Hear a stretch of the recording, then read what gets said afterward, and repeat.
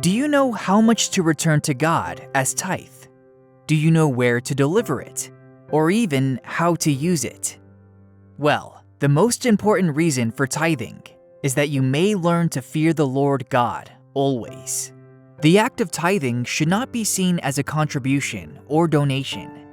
It is an exercise of faith that recognizes God as our protector and provider, conveying peace of mind. Immediately after Abram's tithing experience, the Lord said, "Do not be afraid, Abram. I am your shield, your exceedingly great reward."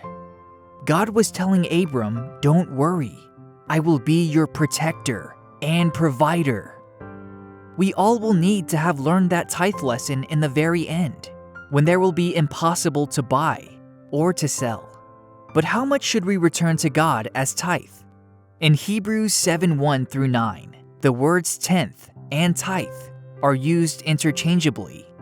Dictionaries define tithe as a tenth part, or 10% of something.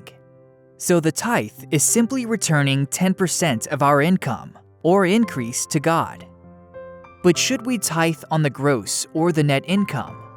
If we pay taxes on the gross to this world's governments, should we deal differently with the governor of the universe? God is the one who searches the minds and knows every intent of the heart. Another question related to the tithe is about where to bring it. In Malachi 3:10, God indicates that we are not supposed to use it at our discretion.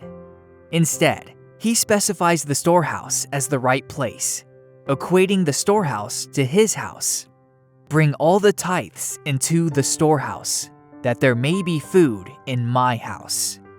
In harmony with this principle, the Seventh-day Adventist Church has designated the local conferences, missions, and unions of churches as storehouses, and the local church as its outpost on behalf of the world church.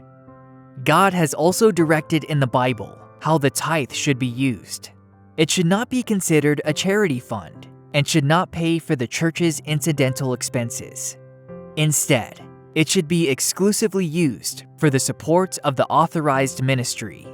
Therefore, it is very much important that you identify your tithe by marking tithe on the envelope, or your funds may be inadvertently used otherwise by the church's treasury. Then, be sure that you have been given a receipt.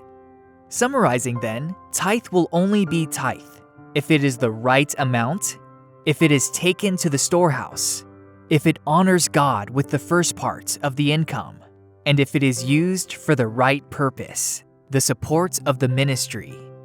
As you prepare for the unfolding end-time events, study the Bible daily and learn more about the tithing contract.